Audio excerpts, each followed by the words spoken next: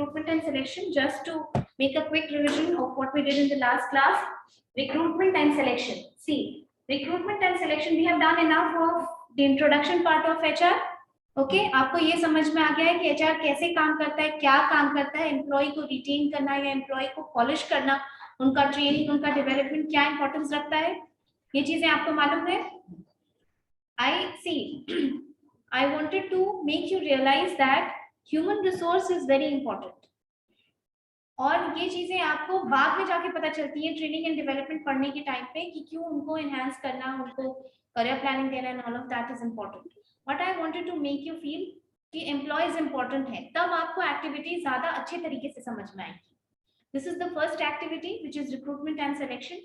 This is one of the most important activities which is undertaken by the HR department of any organization.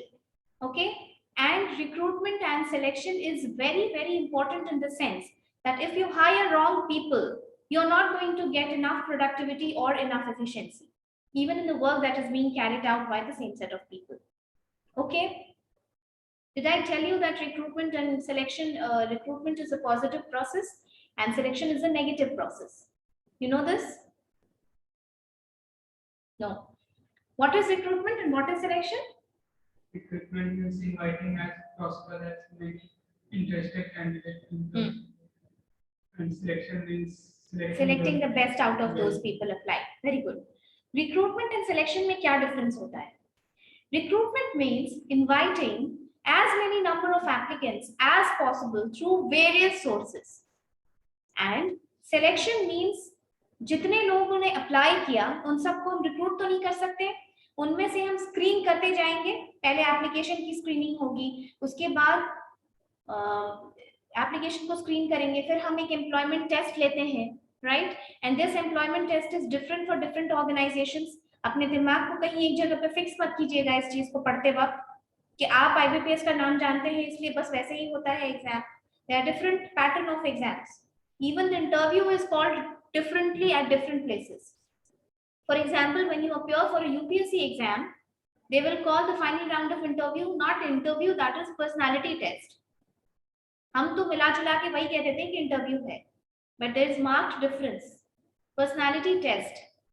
Then there are some employment tests where you'll get a board of panel. You know, there's a board of panel, 5 to 6 members are sitting in that board and one person is psychologist. He will not ask you questions. That person doesn't ask you questions. He'll just observe you, your body language, whether you're lying or not. आप झूठ बोल रहे हैं, आप बात hide कर रहे हैं, अगर आप हाइडेस नेचर के हैं और आप जस्ट जॉब ज्वाइन करना चाहते हैं इसी तरीके से, those person are experienced and learned enough that they'll point it out. They give them marks. They don't ask your question. They'll just observe your body language. Understood? Then there is proficiency test. बहुत तरीके का test होता है, जैसे कि aptitude test. आपने सुना है ना aptitude test, common aptitude test. CAT का एग्जाम, कैट का क्या मतलब होता है? कॉमन एप्टीट्यूड टेस्ट, और उसको हम एप्टीट्यूड टेस्ट कहते हैं. ठीक है. What is that? That aptitude test is done to see the level of development in you. आप फर्दर डेवलपमेंट कर पाने का स्कोप रखते हैं कि नहीं रखते. That is known as aptitude test. Proficiency test. What is proficiency test? Proficiency test आपने सुना है कि ग्रुप सी सर्विसेज जनरली उन चीजों के लिए टाइपिंग का एक टेस्ट होता है. SSC में वही ग्रुप सी, टैक्स असिस्टेंट, इन चीजों का अगर एग्जाम कोई देता है तो उसको फिर टाइपिंग का टेस्ट करना होता है. You have to type a certain number of words in certain time. Okay. Then for machine operators also, if you claim in your CV that you have this skill set, you can operate this machine, they will ask you to operate. Okay, you have to show them. This is known as proficiency test. Proficiency test का मतलब test of something which is already present in you. आपके अंदर जो present है skills, उसका test करना is known as proficiency test. Aptitude test होता है फर्दर डेवलपमेंट का स्कोप देखना, और उसके अलावा भी बहुत तरीके का टेस्ट होता है, हम बताएंगे आपको बाद. So just starting from recruitment and selection. Recruitment का मतलब कि आप कहीं से भी वेरियस सोर्सेज से as many possible number of applicants आप ऐड करते जाइए, but selection means selecting the best out of it. In the last class I was telling you an example of IBPS PO. Why I give this example? Because शायद ये सबसे ज्यादा जाना जाने वाला टेस्ट है, इसलिए थोड़ा आप रिलेट कर पाएंगे. और एक आपका कैंपस इंटरव्यू का एग्जाम्पल ले लेंगे. कैंपस इंटरव्यू में बोला जाता है ना कि this company is coming, you submit your CV, everybody apply. कुछ CVs को देख के ही हटा दिया जाता है. हटाया जाता है कि नहीं? एलिजिबिलिटी तय की जाती है. 60% से नीचे वाले डू नॉट अप्लाई. ये एलिजिबिलिटी होती है कि person who has scored less than 60 in 12, I mean through out. जैसे एमबीए में बहुत सारी ऐसी कंपनीज आती हैं जो 60% से नीचे नहीं लेती है, जैसे प्रिज्म सीमेंट वगैरह जब ट्रेनिंग्स को ले जाती हैं, they want 60% through out your academic career from 10th 12th graduation and MBA. Final year का बचा रहता है तो थर्ड सेमेस्टर तक का. ओके, सो रिक्रूटमेंट का मतलब सबका सीवी ले लिया और ये सिलेक्शन का प्रोसेस स्टार्ट हुआ. You started screening the applications. Once you screen the applications, you have this much amount of application, and then you invited all those people to appear for an aptitude test. होता है ना aptitude test, इसीलिए आप लोग को कहते हैं कि इंग्लिश बनाइए, हिंदी इंग्लिश बनाइए, मैथ्स बनाइए, रीजनिंग बनाइए. इन चीजों से कहीं स्केप नहीं है. कोई भी एग्जाम दोगे तुमको ये बनाना ही पड़ेगा. And this is something that makes a huge difference between those people who score high in this and those who do not. क्योंकि ये तो कॉमन सी चीज है कि आप अपने सब्जेक्ट पे हमेशा ही ज्यादा ध्यान देते हैं. मन भी लगता है, नॉटेक बनाने में बहुत मन नहीं लगता है लोगों को, इसलिए. But I see you people doing good in English. Class होता है, फैकल्टी रूम्स है, so I see people participating good. करते रहोगे तो हो जाएगा. Okay, then application is screened, and then with the screening of that application, these many number of people are invited to appear for aptitude exam. Some people will qualify through that aptitude exam, and some people will not. Those who will not are out, but those who have qualified that aptitude exam will be called for an interview round. या हो सकता है उसका अपना एक selection का तरीका हो, जीडी भी हो. जनरली ग्रुप डिस्कशन में मैनेजमेंट के फील्ड में जहां भी एम्प्लॉयमेंट होता है वहां जीडी जनरली वो लोग रखते हैं. क्यों रखते हैं कोई बता सकता है? अगर बोलने की ही चीजें देखनी है तो वो तो इंटरव्यू में भी देखा जा सकता है. जीडी क्यों रखा जाता है? जीडी का रूल्स मालूम है कि नहीं है तुम लोग? कोई जीडी किए हो? कोई जीडी किए हो?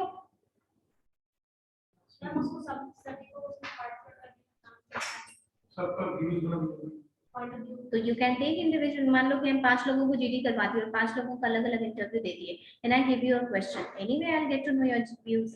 Then why GD? इंटरेक्शन कैसे कर रहे हैं कुछ लोगों से, leadership quality. Very good. Actually this is the point. This is the only thing. I already told you कि अब जिस तरीके से बिजनेस बढ़ रहा है, जिस तरीके से बिजनेस किया जा रहा है, उसमें individual working has been surpassed by group working. हम तुम लोगों को अगर इंडिविजुअली इंटरव्यू देने के लिए बुलाएं और हम पूछें कि रिलीजन पे तुम्हारा क्या व्यू है, एनवायरमेंट कंट्रोल पे तुम्हारा क्या व्यू है, विमेन एम्पावरमेंट पे तुम्हारा क्या व्यू, एनीवे तुम लोग व्यूज तो दे ही दोगे. लेकिन आई वांट टू सी कि ग्रुप डिस्कशन का एक रूल क्या होता है कि जो इनिशिएटर होता है वो बाहर हो जाता है. आपको टॉपिक दे, आपको सिर्फ वॉच किया जाता है.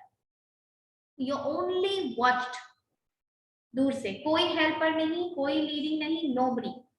आपको दे दिया गया इस ग्रुप में 8 लोग हैं, 8 लोगों का ये टॉपिक है, and then you just make a round table conference kind of thing. You start and you end. One person will take the initiative. ये भी देखा जाता है कि कौन सा इंसान वॉलंटरली इनिशिएटिव लेता है,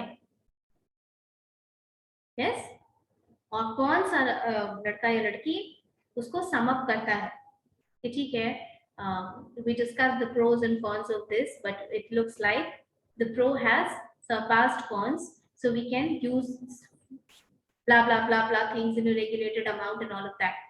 आपका बिहेवियर ग्रुप में कैसा है? अगर तुम लोग एचआर पढ़ते तो हम तुमको ग्रुप डायनामिज्म पढ़ाते। ग्रुप डायनामिज्म एचआर का एक बहुत इंपॉर्टेंट टॉपिक होता है। आप ग्रुप में सर्वाइव कर सकते हैं कि नहीं? इंडिविजुअली सब सर्वाइव करता है, लेकिन ग्रुप में आज के डेट में चीजों को खुद अपने शोल्डर पे लेके आगे बढ़ना, that you can you take the initiative or not, can you solve, are you useful in solving organizational problems or not? आप ऑर्गेनाइजेशन में काम कर रहे हैं, किसी तरीके का प्रॉब्लम आ गया और आप सोचेंगे मुझे क्या है, चुपचाप बैठे रहो, बाकी लोग भी तो बैठे ही हैं, सॉल्व होगा तो होगा, नहीं होगा तो मेरा अपना ऑर्गेनाइजेशन थोड़ी, सोचते हैं ना लोग ऐसा। But then those employees are cherished, those employees are more appraised, उनका performance appraisal ज्यादा होता है और वो cherished होते हैं, वो ज्यादा confident होते हैं जब वो खुद किसी प्रॉब्लम को आगे बढ़ करके बोलते हैं कि मैं ये वॉलंटियर करना चाहता हूँ, I want to be the key member in problem solving skills. That is why group discussion जहाँ पे भी होता है वहाँ आपकी leadership qualities देखी जा रही है। दूसरी बात, और leadership quality का क्या मतलब है, और भी बहुत सारी बातें। देखो टॉपिक जनरली क्या दिया जाता है, जिसके अब विमेन एम्पावरमेंट एक टॉपिक है, ये तो स्पीच का अच्छा टॉपिक है, कोई बोलेगा कि विमेन को एम्पावर नहीं करना चाहिए? इसके प्रोज और कॉन्स में तो आपका बिहेवियर ग्रुप में कैसा है, ऐसा तो नहीं है कि आपके अगेंस्ट कोई पॉइंट बोला जाता है, something is said against you, you become agitated, you start behaving in an uncivilised manner. होते हैं ना लोग, ऐसा नहीं होता, ऐसा नहीं होता, ऐसा नहीं होता, you cannot do like this, because this is also not how things are worked out in an organization. You need to be calm and quiet. I already told you one of the biggest traits that a leader in today's era should have is being sensitive towards others. If I believe in something doesn't mean that if you believe in something else, I'll start condemning you.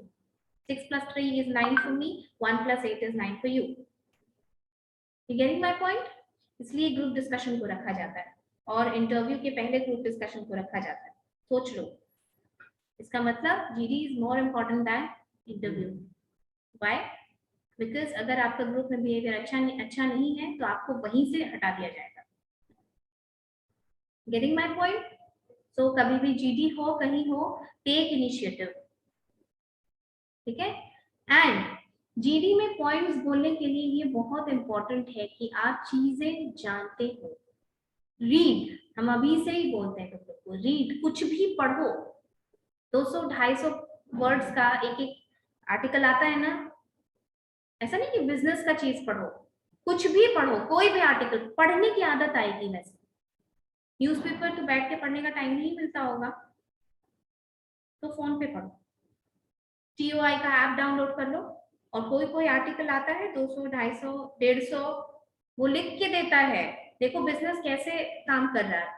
Financial express वगैरह का जब download करोगे articles, it will write on its top, it's a 2 minute read, मतलब ये 2 minute पढ़ने की चीज है, 2 मिनट में खत्म हो जाएगा ये article. Because they know people are so busy, they don't have time, so they just write it, they prefer writing it down on the top, writing it on the top, it's a 2 minute read कि आप जल्दी जल्दी पढ़ लीजिए उसको। तो वो तो आप गाड़ी में, ऑटो में, कहीं पे भी पढ़ सकते हैं, क्लास में, है ना? रीड करने के लिए चीजें आप नहीं पढ़ेंगे तो पॉइंट्स नहीं आएगा जीडी में बनाने के लिए। You need to be having substance, चीजें बोलोगे ओके।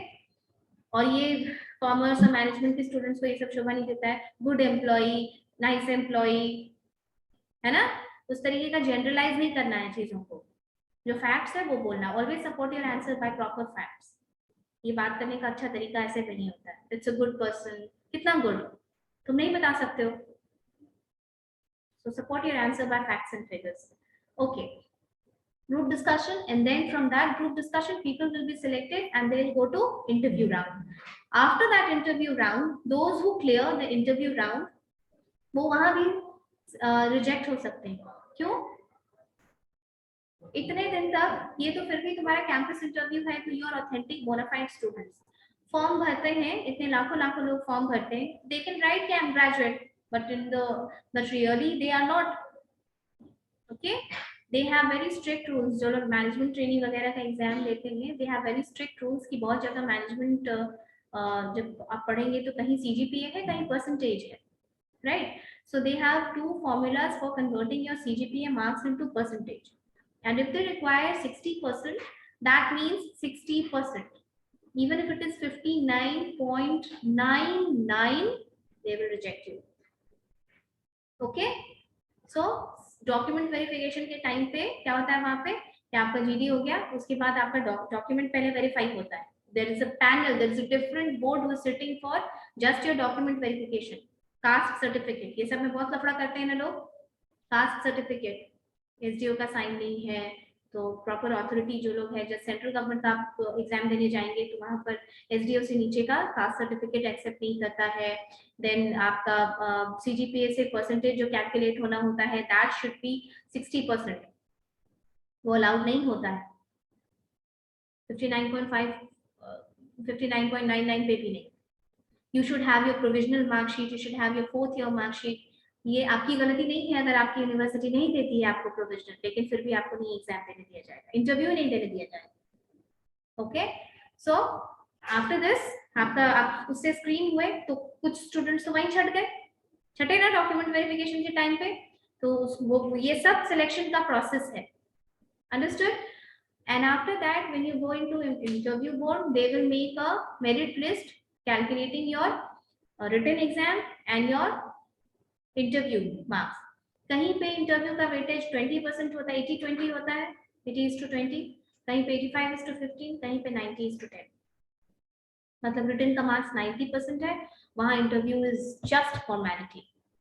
लेकिन having said this, I also want to reiterate कि जस्ट 10 तो ठीक है, लेकिन अगर आपको इंटरव्यू में नो मैटर आपको रिटन में कितना भी मार्क्स है, आप टॉप स्कोरर हो, बट अगर इंटरव्यू में आपको फेल कर दिया तो यू आर फेल.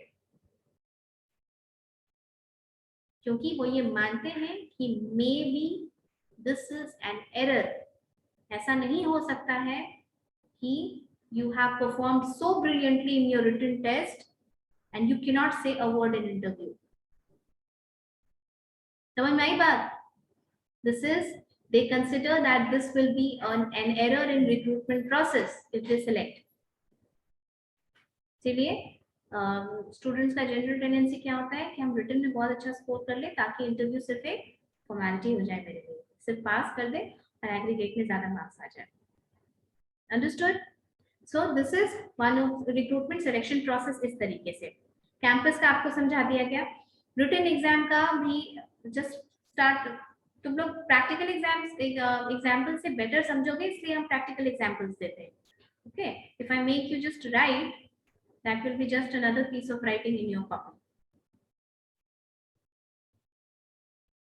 अभी आप एग्जाम्पल समझिए. जैसे मान लो कि after MBA they take specialization in finance, they take specialization in HR, they take specialization in marketing, in IT, law, legal, ऐसे agriculture officers, ये सब specialized fields हैं. आप MBA करेंगे, अगर आपका specialization finance होगा तो आप जहाँ जहाँ finance से specialization है वहाँ एग्जाम दे पाएंगे. What happens? There is an advertisement जो वो ऑर्गेनाइजेशन निकालती है. वो एडवर्टाइजमेंट किस पे डिपेंडेंट होता है? पहले वो अपना इंटरनल मैन पावर प्लानिंग करती है कि उसको कितनी की रिक्वायरमेंट है. After that requirement they go for recruitment. Recruitment जब भी आप इतना समझ में आ गया कि recruitment is making a pool of candidates, तो वो जो भी हम तो फिर हम चलो ठीक है इसी में बताते हैं आगे क्या होता है पूल ऑफ कैंडिडेट्स का मतलब. आपको आपने एडवर्टाइजमेंट पढ़ा. इफ यू आर इंटरेस्टेड, जरूरी नहीं है कि MBA करके सबको नौकरी करनी हो. There are people who would go for entrepreneurship, अपना बिजनेस खोलेंगे, उससे भी एकेडमिक्स में हायर स्टडीज करेंगे, राइट? करेंगे ना? तो फिर जब एकेडमिक्स पे करेंगे तो फिर अपना नेट वगैरह का एग्जाम देंगे, वो चलेंगे. So say for example, I'm applying somewhere for HR management training. My specialization is HR. My minor paper was marketing. Okay, I'll go for specialization. In the advertisement, it is written that interested candidates can apply. आप हमेशा recruitment में ये चीज पढ़ेंगे कि interested candidates can apply. इसका क्या मतलब होता है, क्यों मेंशन किया जाता है? देखो छोड़ना होगा तो वो ऐसे भी छोड़ ही देगा, छोड़ ही देते हैं लोग.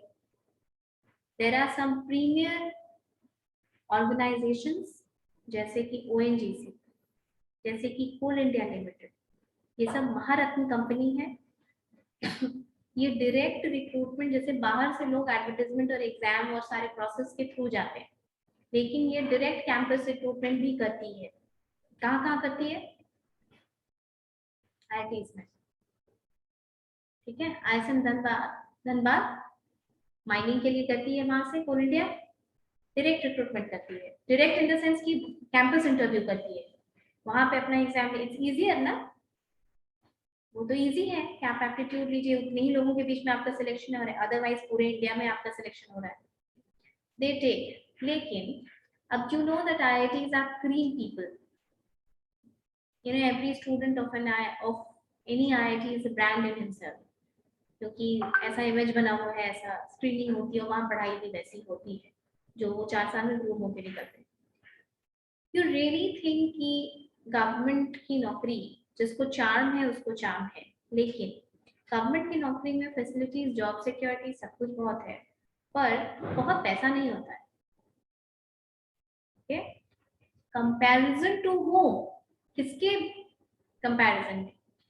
An IIT, if he is taken in an MNC, he'll earn 3 lakhs in a month. 3 lakh एक महीने में कमाता है. 2-3 साल 4 साल नौकरी कर लिया, बाहर चला गया तो they will be earning 6 lakhs in a month. जो 6 लाख एक महीने में कमा रहा है, वो 10 लाख पूरे साल में क्या वैल्यू करेगा उसको? प्लस जैसे कोल इंडिया वगैरह माइनिंग कंपनी है, तो वो और लोकेशंस पे काम करती है, तो आप माइंस में काम करेंगे वैसे लाइफ के कंडीशंस में. This it is not easy to work in those areas. These are alienated separate areas. हमेशा कोयला उड़ता रहेगा. जो लोग कोर में काम करते हैं, वहाँ रहने वालों का ये है कि आप घर साफ करेंगे और 15 मिनट के बाद ऐसे हाथ करेंगे तो आपको कोयला पता चलेगा. Feel the environment is dirty, कितना भी क्लीन किया जाए, but still ओके. वो लोग छोड़ देते हैं. उनका कैंपस सिलेक्शन उस वक्त तो वो ये होते हैं, 5th सेमेस्टर में रहते हैं वो. They are selected, they join, पूरा प्रोसेस कर लिए, उसके बाद कहीं नौकरी ज्यादा अच्छी लग गई, दे लीव. ओके, दे लीव. बहुत ज्यादातर वो लोग ही छोड़ते हैं, वरना ये सब नौकरी अच्छी नौकरी होती है, lot of money and all that, लेकिन they have better opportunities, so they leave. अब वो छोड़ दिए तो does the organization have this much of time and cost to go through the recruitment process all over again? ये होता है क्या? नहीं. इसलिए रिजर्व लिस्ट बनाया जाता है. समझ में आई बात? रिजर्व लिस्ट बनाया जाता है. इस रिजर्व लिस्ट में क्या होता है? जैसे देखो, इंटरव्यू हो गया, इंटरव्यू के बाद क्या होता है? मेडिकल एग्जामिनेशन होता है. ये सुना है कि नहीं? मेडिकल एग्जामिनेशन होता है. अब ये मेडिकल एग्जामिनेशन भी अलग अलग एग्जाम्स के लिए अलग अलग तरीके से होता है. पहले होता है, किसी में पहले होता है, किसी में बाद में होता है. जैसे SSB वगैरह का, एयरफोर्स का, उसमें पहले ही ले लिया जाता है क्योंकि उनका प्राइमरी रिक्वायरमेंट है वो. और बाकी इस तरीके के जो PSUs वगैरह में होता है, ये सेकेंडरी रिक्वायरमेंट है. रेयरली कोई सिलेक्ट नहीं होता है, पर ऐसा होता है कि उनको बाहर कर दिया जाता है. कलर ब्लाइंडनेस नहीं होना चाहिए, उसके अलावा कोई वैसी डिजीज नहीं होनी चाहिए. अभी कोविड के टाइम पे हर जगह RT-PCR टेस्ट वाज इम्पोर्टेंट. कहीं भी मेडिकल टेस्ट का मतलब था कि आप पहले कोविड टेस्ट करवाइए. अंडरस्टूड? सो ऐसा ही हुआ. उसके बाद उनको हटा दिया जाता है वहां से, मेडिकल एग्जामिनेशन स्क्रीन किए, वहां से हटा दिए गए. अब तुमने तो पूरा रिक्रूटमेंट प्रोसेस कर लिया, रिटर्न दे दिया, इंटरव्यू बोर्ड से डॉक्यूमेंट वेरीफाई करवा लिया, इंटरव्यू करा लिया, मेरिट लिस्ट बना लिया. लेकिन सपोज कि HR में तो ऐसे ही हमेशा कंगाली रहती है सीट्स की. 8 सीट मान लो है, पूरे इंडिया में। अब दे जनरली कॉल 3:1 रेशियो, 24-25 लोगों को कॉल किया जाएगा, 8 में से 4 लोग छोड़ दिए मान लो, क्या उन 4 लोगों के लिए पूरे साल का रिक्रूटमेंट प्रोसेस फिर से किया जाएगा?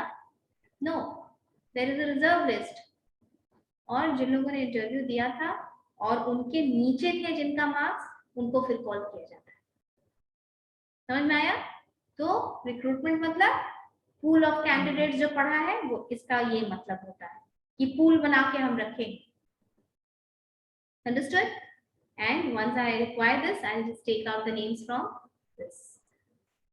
Recruitment selection के बीच में difference समझ में आया? Now you write few things. Details में लिखिए. Write down only about recruitment. Recruitment is the process of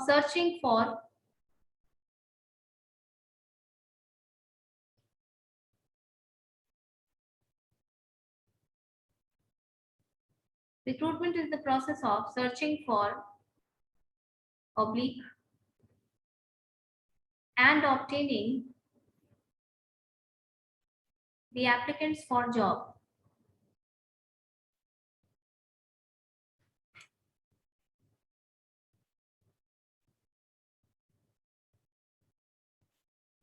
It is the process of attracting as many applicants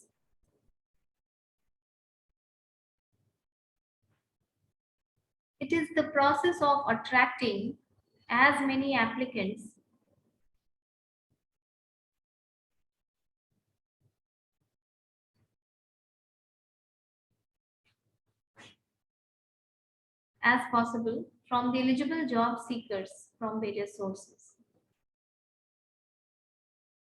It is the process of attracting as many applicants as possible from the eligible job seekers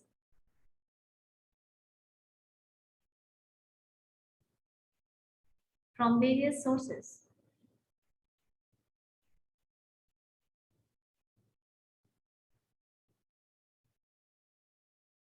Next, recruitment is a positive process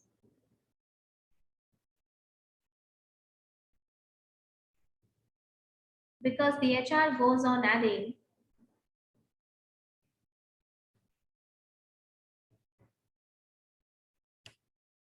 the number of applicants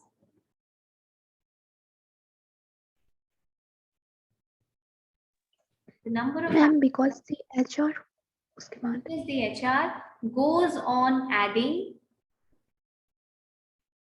the number of applicants, adding जोड़ता है ADD, adding the number of applicants and prepare a database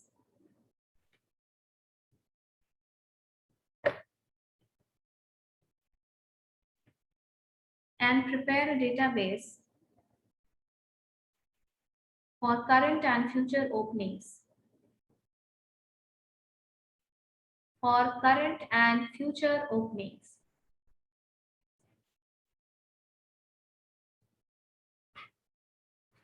MNCs regard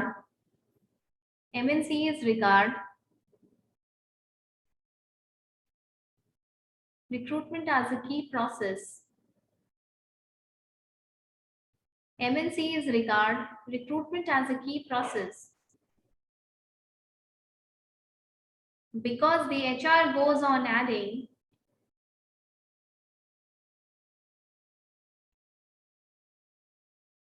MNCs regard recruitment as the key process. That's it. बस वहीं तक लिखो, फिर लिखो. The success of any organization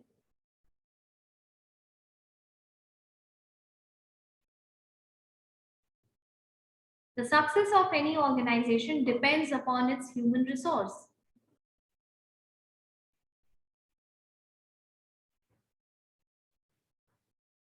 The success of any organization depends upon its human resource.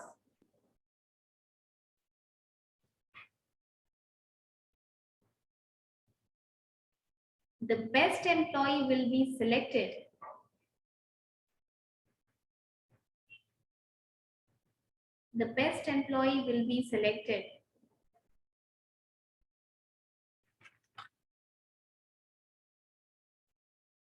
only when good employees apply for it.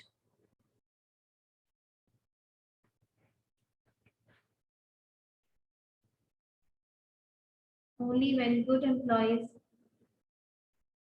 apply for it.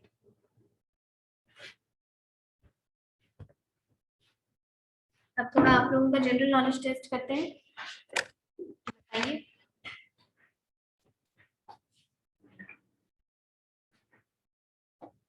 Say for example, I want an assistant manager in my organization. Okay? No, ऐसे समझो, ज़्यादा समझ में आएगा. इस class में, इस college में इंग्लिश के एक प्रोफेसर की जरूरत है. ठीक है? There are English teachers in this college, and there will be English teachers outside the college. When I hire somebody from inside, that will be internal recruitment. भाई हमें इंग्लिश के प्रोफेसर की जरूरत है, तो हम अपने ही किसी मेंबर को प्रमोट करते हैं. And somebody from outside, बाहर हम एडवर्टाइजमेंट दे दें, लोग इंटरव्यू के लिए आए, एग्जाम में, और इंग्लिश के प्रोफेसर को हम ये करें, हायर करें. बट जरूरी तो नहीं है कि हमको जो चाहिए, मान लो कोई स्पेसिफिक चीज है, हमें पोइट्री एक्सपर्ट चाहिए, वो ना हो अंदर तो हो सकता है कि नहीं. तो कई बार स्किल सेट इसीलिए बाहर से भी ढूंढा जाता है. प्लस ऑर्गेनाइजेशनल गोल्स बढ़ाते समय हम तुम लोग को बताया कि ऑर्गेनाइजेशन का एक सोसाइटल गोल ये भी है कि आप एम्प्लॉयमेंट जनरेट कीजिएगा. समझ में आया? तो इसका एडवांटेज और डिसएडवांटेज हम अगली क्लास में बताएंगे. अभी सिर्फ इतना बताओ, इंटरनल एक्सटर्नल समझ में आया कि नहीं? When you're hiring from inside the organization, that is internal. When you're hiring from outside the organization, that is external. Internal कैसे कैसे होगा बताओ? इंटरनल रिक्रूटमेंट का टाइप्स बता सकते हैं आप लोग? Yes, ma'am. Transfer, promotion, Very good. Transfer, promotion, promotion. layoff.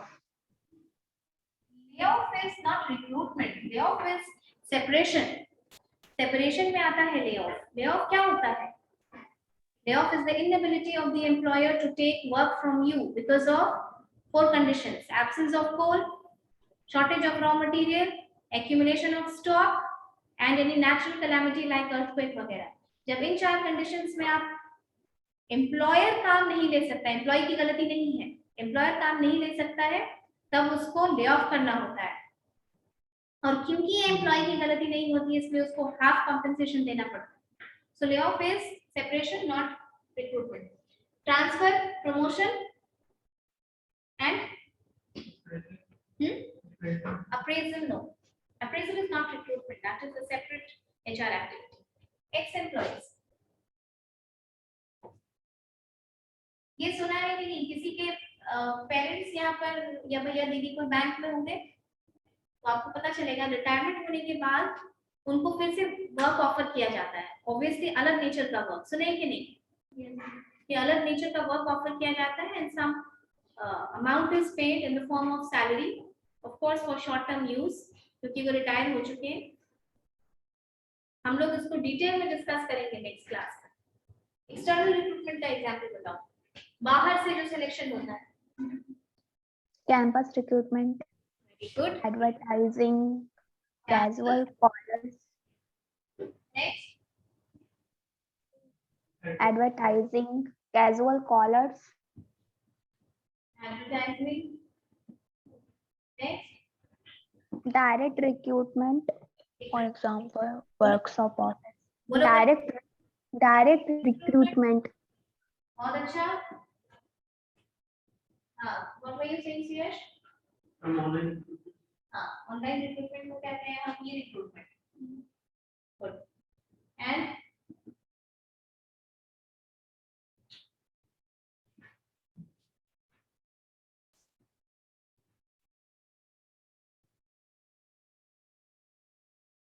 कुछ कुछ भूल नहीं रहे हो तुम लोग? बहुत इंपॉर्टेंट सा जो जानते हो।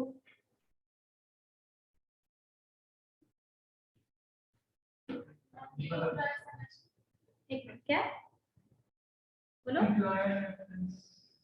वेरी गुड, एम्प्लॉय रेफरल, उसको अलग से हम लोग डील करेंगे। और बताओ तुम क्या बोल रही थी संशय? एम्प्लॉय रेफरल पे कुछ बात हम लोग करेंगे, इसको आप लिखिएगा और अगले क्लास में पॉइंट्स बनाइए। ठीक है, योर क्लोज बताओ। एम्प्लॉयमेंट बॉडी जो सिर्फ एग्जाम लेती है सिलेक्शन, जैसे आईबीपीएस वो बैंक थोड़ी है, that is institute of banking personnel selection. UPSC सिर्फ एग्जाम लेती है, तरह तरह का exam, group A group B service, हाँ, exam conducting bodies, recruitment, SSC, BPSC, these are not offices, employment bodies। और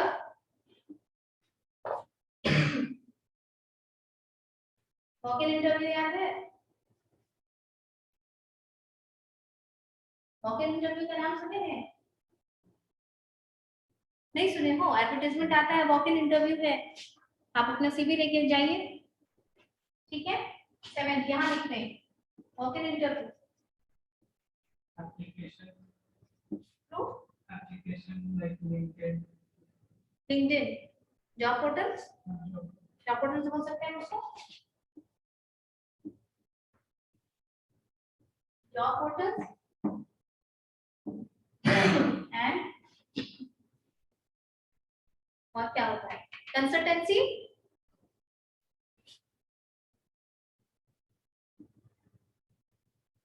एंड एम्प्लॉयमेंट एक्सचेंज। इसके बारे में पता नहीं होगा तुम लोगों को, ये पुरानी बात है, अगले क्लास में बताएंगे। वैसे तो कॉम्पिटिटर्स को भी my marker is not working, so if anyone has any problem maybe now tell me। Employment exchange competitors को भी सोर्स ऑफ एक्सटर्नल रिक्रूटमेंट माना जाता है। क्या कहते हैं उस वर्ड को? बताइए क्लास में। दूसरों के यानी कॉम्पिटिटर्स के की पर्सनल को अटैक करने को क्या कहते हैं? कोचिंग, रेडिंग, कोचिंग भी कहते हैं और रेडिंग भी, RAID, रेड मारना, रेडिंग, दैट इज कॉल्ड। तो कॉम्पिटिटर्स को भी कहा जाता है, हालांकि बहुत डिफिकल्ट मींस नहीं है। Write it down, we will discuss and I will tell you the differences. बहुत सारी चीजों का बहुत सारा एंगल है समझने का, we will understand it in the next class. Ma'am external recruitment में 6 नंबर पॉइंट में क्या लिखे हैं? जोर से बोलो।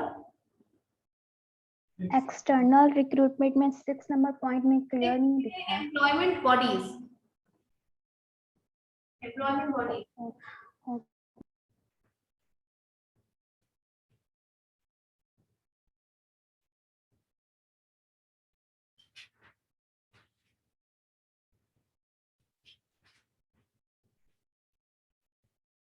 Internal में first point is transfer, second is promotion, third is ex-employees, and in external we have first campus interview, second advertisement, third direct recruitment, fourth e-recruitment, fifth employee referral, sixth employment bodies, seventh walk-in, eighth job portals, ninth consultancy, and 10th employment exchange.